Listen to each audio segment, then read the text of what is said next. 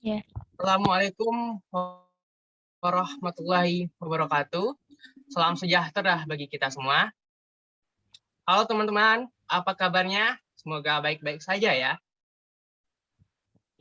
Sebelum itu ada kata pepatah, kalau tak kenal maka ya belum kenal lah. Maka dari itu kita kenalan dulu. Nah, kami ini dari kelompok 1, perkembangan karakter dengan materi behavioristik. Nah, ini teman-teman aku nih, mau aku lihatin. Oke, lanjut slide-nya. Nah, yang pertama, saya sendiri sebagai moderator, yaitu Jody Gafarul Kirdin Rose Junero. Ada teman saya namanya Nelly Rose Nur Atikia, dan Yogi Pratiwi, Maulida Anabila Nurul, Lawrence Vince, Pamela Putri Aprihane, Maria Venata Nuria Putri, dan Ruth Kristi Purwasyani. Oke, pada kesempatan kali ini, kami mau jelasin PPT yang telah kami buat. Nah, oke, kita langsung saja masuk ke acara intinya. Yang pertama akan dijelaskan oleh Ruth Kristi. Kepada Ruth Kristi, disilahkan. Baik, yang pertama, apa itu karakter? Secara etimologi, kata karakter berasal dari bahasa Yunani, yaitu karasein, yang artinya mengukir, melukis, memahat, atau menggoreskan. Dalam Kamus Bahasa Indonesia, karakter diartikan sebagai tabiat, sifat-sifat kejiwaan, akhlak atau budi pekerti, dan watak yang membedakan seseorang dengan yang lain. Kemudian, menurut Pusat Bahasa Depdiknas, dijelaskan bahwa karakter adalah bawaan, hati, jiwa, kepribadian, budi pekerti, perilaku, personalitas, sifat, tabiat, temperamen, dan watak.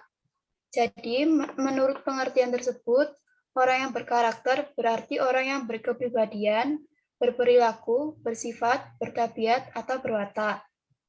Next. Selanjutnya, pengertian secara terminologis. Yang pertama, menurut Thomas Likona, karakter adalah serangkaian pemikiran atau kognitif, perasaan atau afektif, dan perilaku atau behavior yang sudah menjadi kebiasaan atau habits. Jadi, Thomas Likona mengartikan karakter yang mengandung 3 bagian yang saling berkaitan, yaitu pengetahuan moral, perasaan moral, dan perilaku moral. Yang kedua, menurut Al-Wisol, karakter adalah gambaran tingkah laku yang menonjolkan nilai benar salah, baik buruk, baik secara eksplisit maupun implisit. Karakter berbeda dengan kepribadian, karena pengertian kepribadian dibebaskan dari nilai. Meskipun demikian, baik kepribadian maupun karakter berwujud tingkah laku yang ditunjukkan ke lingkungan sosial. Keduanya relatif permanen, serta menuntun, mengarahkan, dan mengorganisasikan aktivitas individu. Sekian dari saya kembalikan ke moderator. Oke, terima kasih kepada Ruth Kristi. Selanjutnya kepada Nelly, disilakan untuk menjelaskan PPT untuk selanjutnya. Baik, terima kasih moderator. Di sini saya akan menjelaskan faktor pembentuk karakter. Yaitu faktor pembentuk karakter itu ada 2. Yang pertama faktor internal dan yang kedua faktor eksternal. Oke, yang pertama faktor internal yaitu meliputi 1. Insting, kemudian yang kedua yaitu kepercayaan, keinginan, dan juga keturunan atau bawaan dari lahir. Dan yang kedua yaitu faktor eksternal.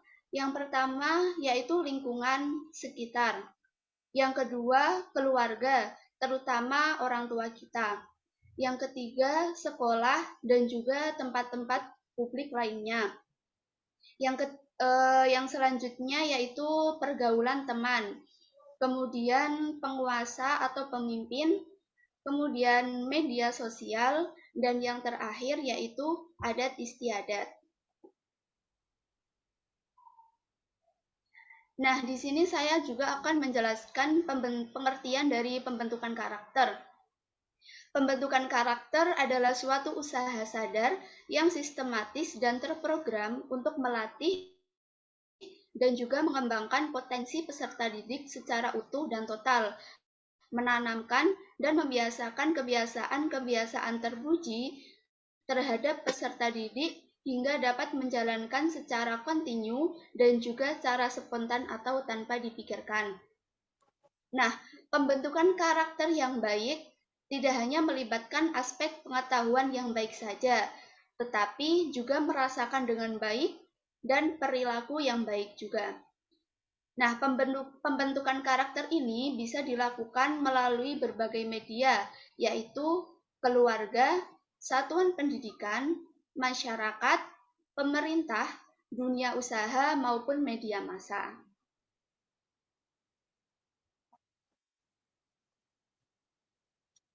Wah, terima kasih kepada Nelly. Oke, selanjutnya PPT akan dibacakan oleh Tata. Pada Tata disilahkan.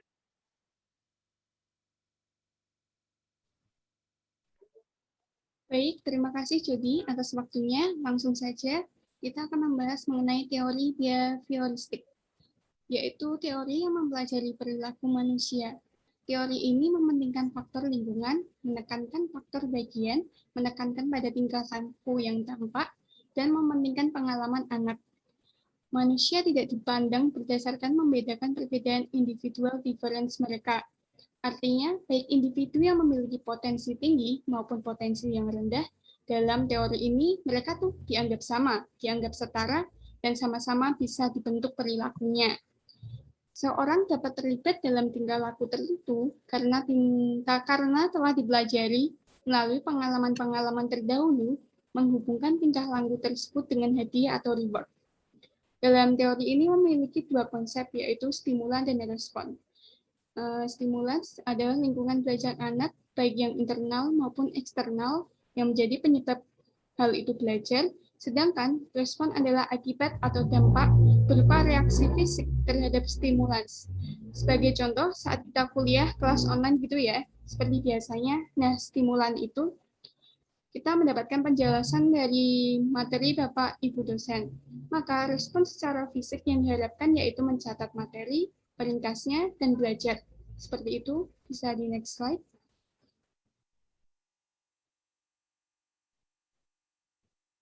Dalam teori behavioristik ini berkembang dalam ranah pendidikan dan proses pembelajaran.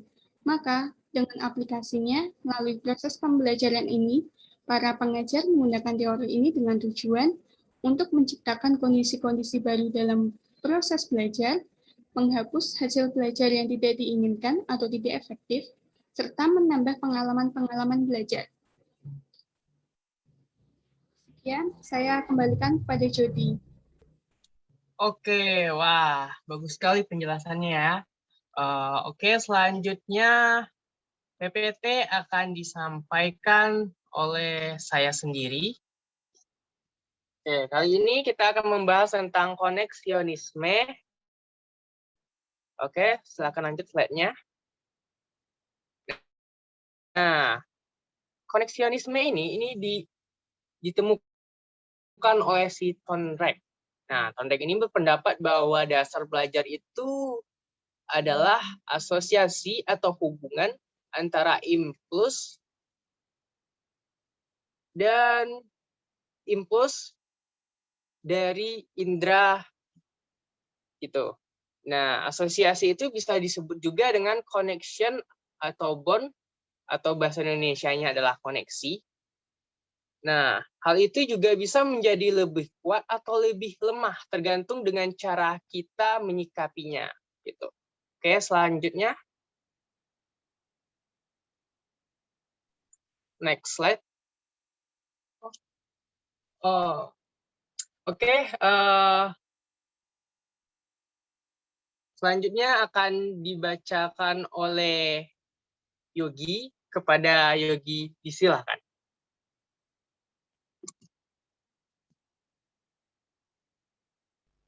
Baik, terima kasih Jadi atas waktunya. Saya akan melanjutkan materi tentang koneksionisme dan mengemukakan tentang aplikasi percobaan trial dan error. Eksperimen yang dilakukan Thorndike adalah dengan memasukkan kucing dalam keadaan lapar ke kotak yang telah didesain sedemikian rupa agar saat kucing menekan tombol, maka pintu akan terbuka. Uji coba yang pertama yaitu dengan meletakkan makanan di luar pintu. Lalu kucing mulai bertindak agresif dan secara tidak sengaja menekan tombol. Uji coba yang kedua dilakukan dengan hal yang sama. Lalu kucing lebih cepat untuk menekan 2 tombol. Maka dapat disimpulkan bahwa belajar melibatkan stimulus dan respon. Karena itulah koneksionisme disebut juga trial dan error training. Lalu implikasinya dalam kehidupan sehari-hari dapat diterapkan ketika mahasiswa mendapat nilai rendah dalam UTS dan dosen memarahi dengan kasar, maka mahasiswa tersebut akan belajar lebih giat lagi agar tidak dimarahi dengan kasar kembali untuk ujian mendatang. Boleh di next. Thorndike juga mengemukakan tentang hukum belajar. Hukum belajar ada 3, yaitu hukum kesiapan atau law of readiness, hukum latihan atau law of exercise, hukum akibat atau law of effect. Yang pertama, hukum kesiapan atau law of readiness, yaitu seseorang yang sudah siap belajar, maka pelajaran yang disampaikan akan lebih mudah diterima. Contohnya, ketika seseorang yang telah mempelajari rumus matematika, maka saat guru menerangkan, dia akan lebih mengerti dan senang. Yang kedua, hukum latihan atau law of exercise, yaitu semakin banyak seseorang berlatih, maka dia akan lebih mudah mengerjakan hal tersebut. Contohnya, ketika seorang atlet berlatih teknik baru, maka ia akan sering memperagakannya. Hukum yang terakhir adalah hukum akibat, yaitu law of effect, yaitu semakin tinggi efek positif yang ditimbulkan dari kegiatan, maka keinginan untuk melaksanakannya akan semakin kuat. Contoh, saat seseorang mendapatkan hadiah karena telah menyelesaikan kegiatan yang telah diikuti, maka dia akan senang dan akan terus mengikuti kegiatan tersebut. Demikian materi tentang koneksionisme. Saya kembalikan kepada moderator. Oke, terima kasih kepada Yogi. Nah, aku mau nambahin dikit nih. Jadi intinya koneksionisme itu adalah stimulus dengan respon. Nah, stimulus itu sendiri adalah rangsangan yang kita terima, baik itu perasaan kita kayak rasa sakit, rasa senang, bahagia, ataupun rasa jatuh cinta, dan juga rangsangan yang diterima oleh panca indera kita seperti sentuhan ke kulit kita ataupun mata kita yang lihat suatu objek ataupun gambar, gitu kan. Nah, sedangkan respon sendiri adalah feedback atau umpan balik yang kita terima setelah kita menstimulus suatu hal, gitu. Misalnya kamu nih dikasih besi panas, nah maka tanganmu akan tiba-tiba menghindar, gitu, karena tidak mau terkena panasnya, gitu. Nah, oke. Kita lanjutin PPT-nya. Selanjutnya akan dibacakan oleh Vinsa. Kepada Vinsa dipersilahkan. Baik. Terima kasih Jody. Sekarang saya akan menjelaskan mengenai pengkondisian klasik dari Ivan Pavlov. Setelah tadi kita mendengarkan penjelasan dari teman-teman mengenai pembentukan karakter yang didasarkan oleh teori behaviorisme, mungkin dari tadi kita bertanya-tanya ya, kenapa teori behaviorisme ini menggunakan hewan sebagai objek penelitiannya gitu, dan kenapa hasil dari objek hasil dari penelitian objek hewan ini digunakan untuk mempelajari bagaimana manusia belajar atau bagaimana teori ini membentuk karakter kita. Jadi alasannya itu, mengapa para tokoh-tokoh behaviorisme menggunakan hewan sebagai objek mereka? Karena jika menggunakan manusia sebagai objek, alasannya itu banyak yang menentang dengan alasan etis. Selain itu, behaviorisme ini sendiri kan bersifat mekanistik. Jadi dia itu menganggap manusia itu seperti robot yang bisa diatur berdasarkan lingkungannya, diatur oleh stimulus yang akan memberikan respon. Perbedaannya dengan teori kognitif, behaviorisme itu lebih memperhatikan aspek lingkungan daripada aspek genetik maupun aspek kognitif manusia tersebut. Makanya ini berbeda dengan teori kognitif yang akan dijelaskan di pertemuan berikutnya. Kalau di teori kognitif itu kan manusia dianggap punya akal dan kehendak. Jadi manusia itu dianggap bisa menentukan gitu, ketika dia diberi stimulus, dia bisa memilih dia mau merespon stimulus ini atau tidak. Jadi seperti itu. Dan ada satu tokoh dari behaviorisme yang sebenarnya menggunakan manusia sebagai objek penelitiannya, yaitu John Watson. Kita tahu dari teori-teori belajar kemarin yang dia menggunakan Albert. Eksperimennya itu terkenal dengan nama The Little Albert itu ya. Dan setelah itu kan merupakan sebuah kesalahan. Dan itu tuh menimbulkan dampak yang sangat fatal pada psikis si Albert. Maka sejak saat itu, behaviorisme tidak lagi menggunakan manusia sebagai objeknya. Mungkin bisa di next slide-nya. Ya, terima kasih. Nah, teori classical conditioning ini sendiri adalah suatu teori yang menjelaskan bagaimana kita kadangkala menghasilkan respon-respon yang baru dipelajarinya dari dua stimulus atau lebih yang muncul secara bersamaan.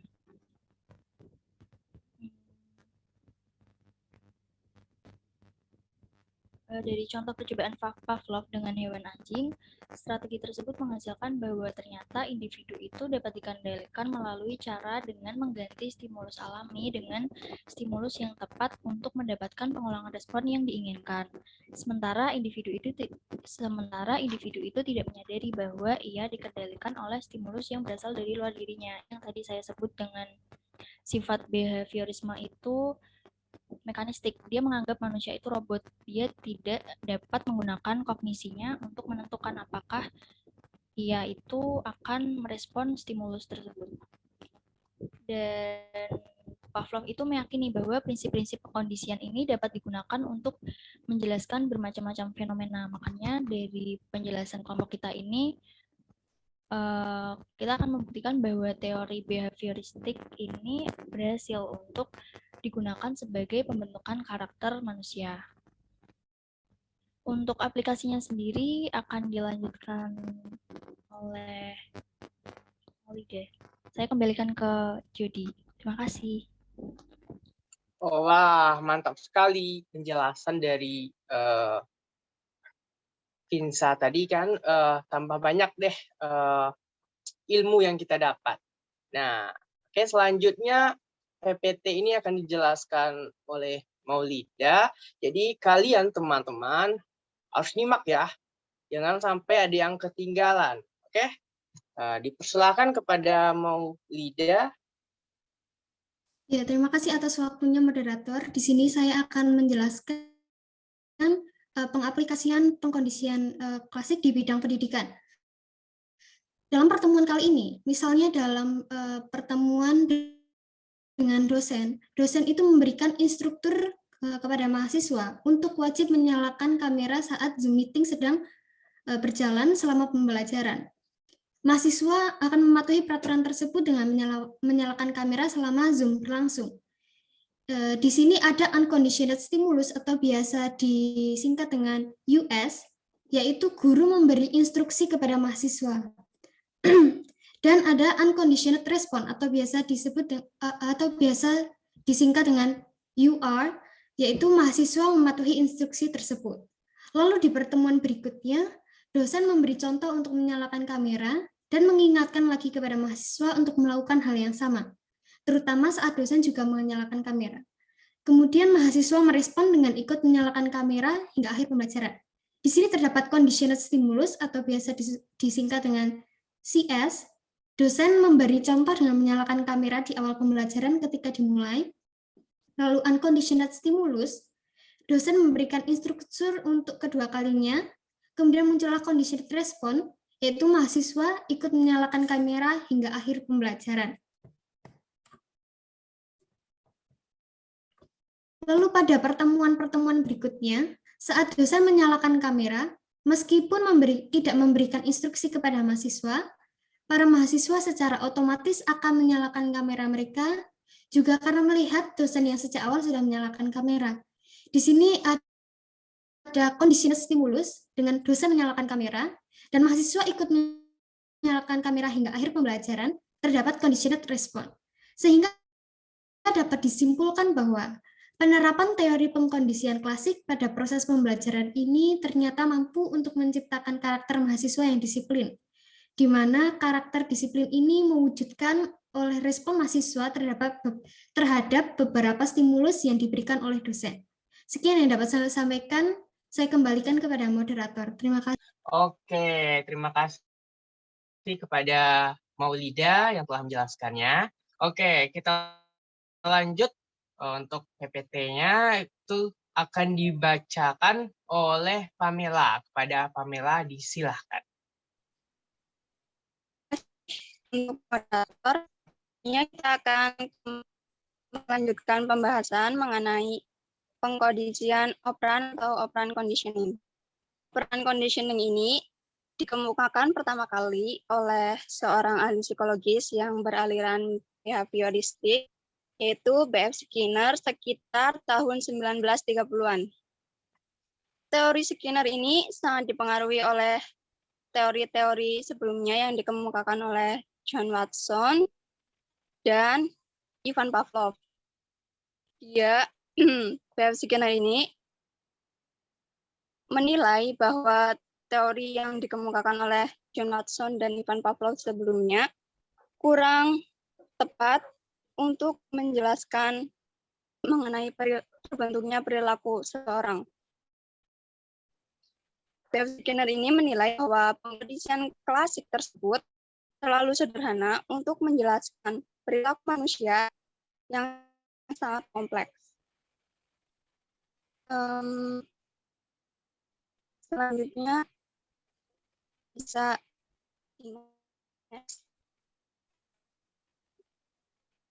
selanjutnya definisi dari pengkondisian operan atau operan conditioning ini. Operan conditioning adalah sebuah teori yang mengkaji bahwa belajar merupakan respon sadar.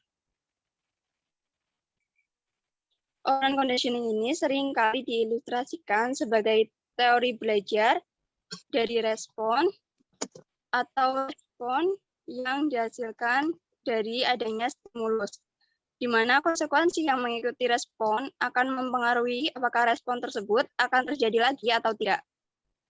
Model teori operan ini menjelaskan konsep bahwa respon tidak akan muncul tanpa peristiwa yang terjadi di dalam suatu lingkungan atau stimulus mendahulunya.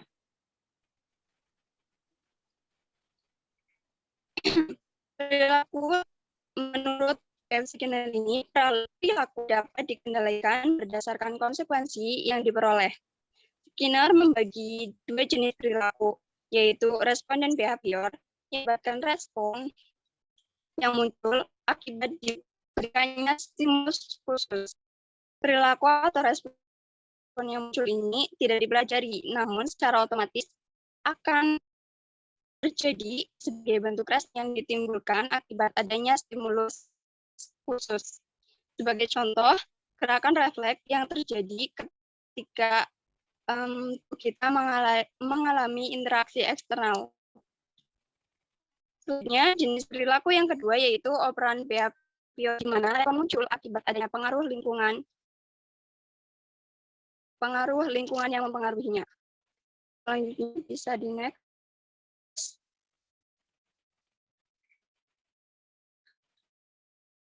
Di dalam konsep operan conditioning ini, menurut B.F. Skinner, perilaku dapat dikendalikan berdasarkan konsekuensi yang diperoleh.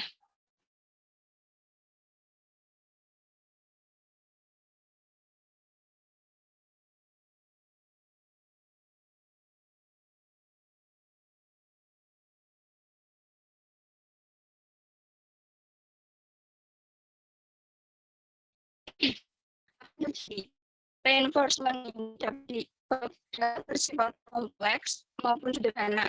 Nah, reinforcement ini dapat dibagi menjadi dua, yaitu reinforcement di mana penguatan dilakukan adalah si respon meningkat karena diikuti dengan stimulus atau rewarding.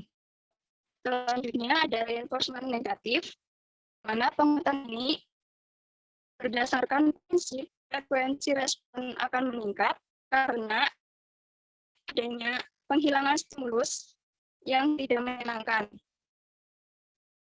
Reinforcement ini dapat berupa diberi penghargaan, penundaan penghargaan, atau diberikan tugas tambahan. Selanjutnya ada punishment. Punishment atau hukuman ini adalah suatu konsekuensi yang dapat menurunkan probabilitas terjadinya suatu perilaku atau suatu hal yang dapat menyebabkan menurunnya. Punishment ini juga dapat dibagi menjadi dua, yaitu punishment positif, di mana punishment positif ini dilakukan dengan cara memenuhi hal-hal yang tidak disukai oleh individu tersebut. Selanjutnya ada yang dilakukan dengan negatif. Punishment negatif ini berupa menghilangkan atau mencabut hal-hal yang disukai sebagai bentuk hukuman dari perilaku yang dilakukan. Selanjutnya bisa di next slide.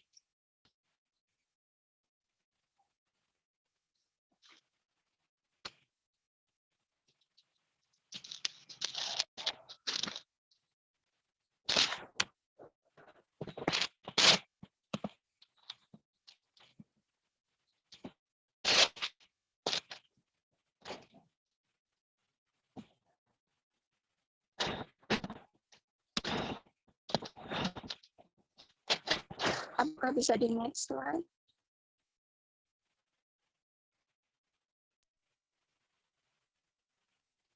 Nah, selanjutnya implementasi operan conditioning ini dalam pendidikan. Kenapa operan conditioning ini dapat sebagai metode menanamkan pendidikan karakter yang baik untuk hidup. Penerapan ini dilakukan dengan menerapkan kebiasaan perilaku yang dengan lain, menggunakan adanya karakter yang tumbuh dalam diri individu.